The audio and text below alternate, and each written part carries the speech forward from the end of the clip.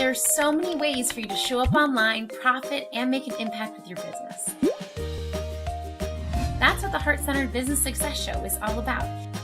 Inspiring you with stories of generous women and equipping you with real strategies to help your business succeed, because I know you've got a powerful gift to share. Thanks for tuning into the show.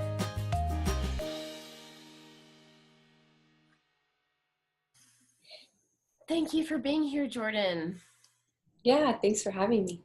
So I want to introduce you to Jordan, and she's the founder of Scholar Prep. Jordan, why don't you just start by telling us who you are and a little bit about your business?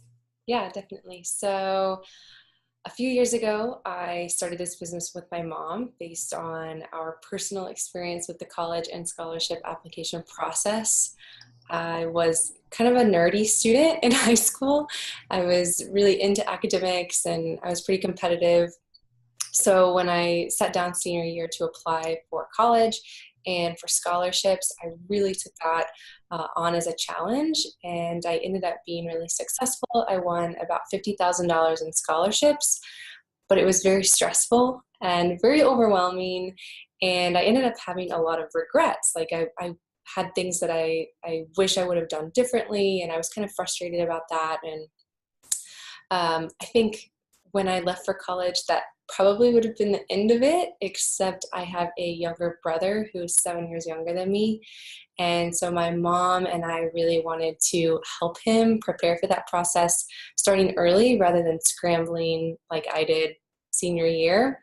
And it's funny because my mom actually served on local scholarship boards, so she saw things from the other side of the table and saw what students were doing wrong and what they were struggling with from that side.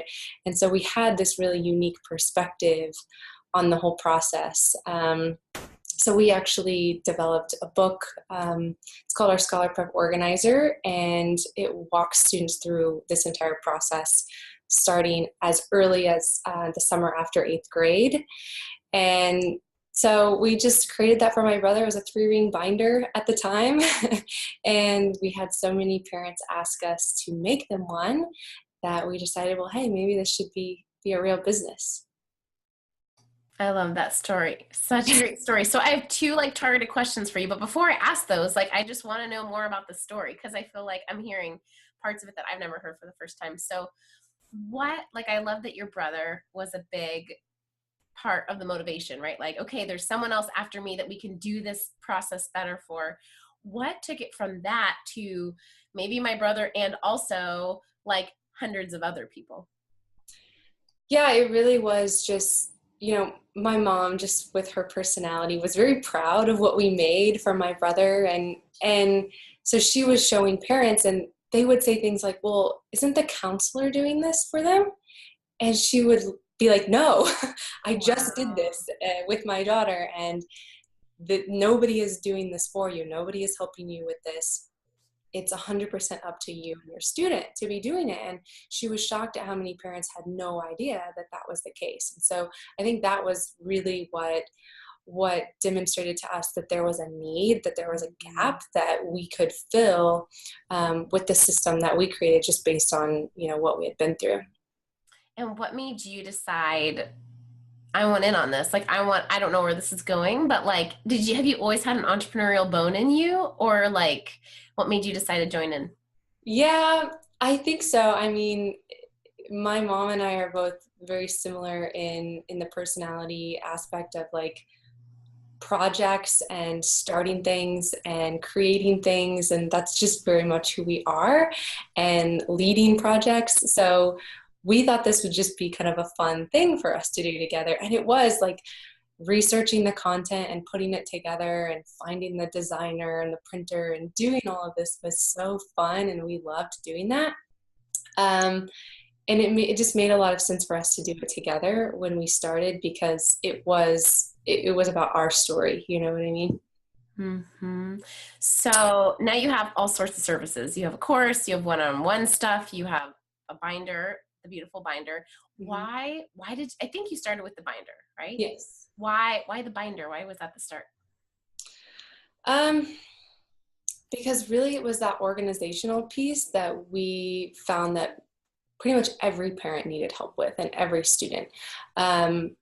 that was really one of the most frustrating things for me. I mean, obviously there's information that I wish I would have had, but what was really frustrating is that I had been a really involved student and I had done all of these great things that would look great on a college or scholarship application, but I hadn't written anything down.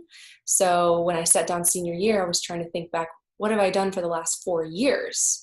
What were the dates and the hours that I volunteered that one time my freshman year? I mean, that is what made it so stressful and so overwhelming, and made it took a lot of extra time, where if families have this organizational system and they're tracking things as they go, then that's not as much of a factor, and you can just be stressed out about where you want to go to college, which is what you should be, worried about, not all of these other little things. Beautiful. I love that it's like an actual in-person tangible thing too, right? Because like over the 4 years someone's in high school, or even like you were saying middle school, like there's so much on our computers and so much can get lost in technology. So I love that it's this like physical thing that will like stare on you on your bookshelf. Oh yeah, absolutely. That's what we say. It's that physical reminder you'll keep on your desk at home so you can sit down every month, because that's the thing. There's an app for everything, and it's easy to download an app and then forget to update it. But if it's sitting on your desk, and I mean, oh, I should have brought one to show you, but I mean, it's an inch and a half thick, and it's a large book. And so it sits out in the open, and it's really beautiful, and it becomes this portfolio and this brag book for your student, so it's a confidence builder too. I think that's something that we don't talk about a lot, but it's really empowering to see all of your accomplishments written down in one place. Totally, especially for someone who, at least for me, I feel like it wasn't until post college that I really fully developed those skills of like documenting what I've accomplished and like really taking pride in like that. And I feel like how beautiful that like a freshman is like has this one book. I mean, I know the purpose is for scholarships, but like where they're writing down, wow, look at all the things I am accomplishing. Look at all the ways I am serving. I guess I am an awesome person. Yeah, absolutely. And that's what we tell families too, because we get that question a lot. Is this only for students who are looking to get a lot of money in scholarships or go to a traditional four-year school? And it's not, because it's the same, like you said, like life skills that you're developing. It's, resumes and letters of recommendation and a lot of things that you'll need to do, even if you're going right into the job market. And then also when you get into college, it's the same thing. It's the same exact process. So we have a lot of college students who order our book and use that to track what they're doing in college for internships and jobs and all of those things. So good, because I remember my first time really in college creating a thorough resume, and it just like you said, like it feels like you're starting from scratch, and you're Yeah. like, oh crumb, like what did I do, when did I do it? And having that like binder of like, this was my volunteer work, I could totally see helping with the resume process. Yeah, absolutely. So take me to your first client, parenthesis S, clients, right? Or like when you first sold this workbook, like tell me the story of like how this happened. Yeah, so it started really small, and we really used our like personal network, or at least my mom did. So, being a parent of an eighth grader, she had a lot of other friends and connections with people who had kids that same age and in high school. And so what we initially did was offered free workshops, and we would gather in people's homes and different places, and we would just tell them, come bring a notebook for 30 minutes. We are going to walk you through everything that you need to know. You're welcome to just write it all down and go and do it yourself. And then at the end we could say, or, you're welcome to just purchase one of these books that is going to do it for you. And then you just plug in your information. And we did many of those in the first year. And we joked how funny it was that we had actually over 100% sale rate. So if we had 10 people come, we would sell at least 10 books. And it persisted like that for the first year until we stopped doing that and we kind of exhausted all of our personal connections. That is amazing. Now, did you guys like know what you were doing the whole I'm going to do a free workshop, and then, or was it just like Yeah. coming from your heart, which happened to be good strategy? Yeah, we had no idea. My mom was like, we just have to tell people about this. And then we happened to sell lots of books doing it that way. I love that. I love that. And that's just so how it is, right? Is like we can learn good strategy, but we can also just do what's on our heart and spread that message. And I love that that sold for you guys. Yeah. So do you still do free workshops, or what is the main way that you connect your binder with people now? Yeah, now we do everything online because it's really interesting since we really started marketing nationally, we have found that most of our clients aren't local. You know, most of our clients are elsewhere. And so we had to kind of change our strategy. And so now I do a lot of workshops online, so webinar versions of the exact same thing that we used to do, and that tends to work really well. I love that you took what worked organically and then like just turned up the volume and did it nationally, right? So like kind of still the same material and content that worked that you initially were inspired to create, but how do we do this like on a national level? Yeah. What's your dream? Like what is ultimate for Scholar Prep? Like where, you know, if you could like snapshot 10 years forward, like where would you like to see as a CEO? Like where would you like to see the company? Um, I think the big thing that I see that we haven't even really talked about is we also work with schools, and really I think that's where my passion lies is getting this resource into the hands of all students, not just the students who have families who are forward thinking enough to be looking for resources eighth grade, ninth grade, 10th grade, which is really when we benefit students the most is early on, at least with our organizer. And so working with schools gives us the opportunity to make sure that every student is given that same resource early on. So that's really when I think about long term and where I want to see Scholar Prep go. I want to see it in every school, and I want to see every student having that book that really empowers them to get involved in planning for their future. Which is totally, I mean, which is amazing. Like it's totally a possible reality, right? And it's such a needed gap in schools right now. Yeah. What do you feel like is your biggest obstacle in making that happen? Like I know you have like coordinated with some schools, especially like some private schools, but what do you feel like is the biggest gap in going from marketing to like the private sector to really getting deep into the institutional system? Oh, it's tough to break into that market. I mean, for many different reasons. Being a for-profit company, going to someone and saying, we have a great resource for you. I mean, the odds of them even listening or taking my call or returning my email are just minuscule, which is unfortunate, but that's just kind of the reality. And then, budget is always an issue. That seems to be the big one with a lot of schools, is budget. And then some do they don't really embrace the fact that it is a physical product, which families love. That's what they want to use. I think I've had one out of thousands of parents ask me if I could do something digital for them. And so from my perspective, it being a physical product is an advantage.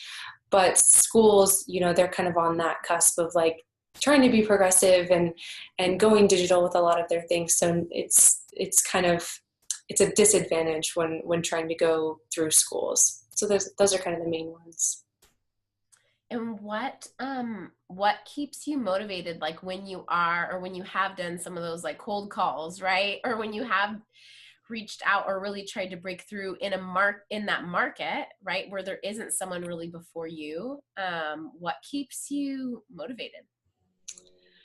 I mean, really the same thing keeps me motivated when I'm doing that as it does just generally in my business, um, trying to kind of stick with it, which can be difficult. I know for all entrepreneurs to stick with it, but it's really going back to what my clients have told me. whenever I'm like really down or like questioning, do I want to be an entrepreneur anymore?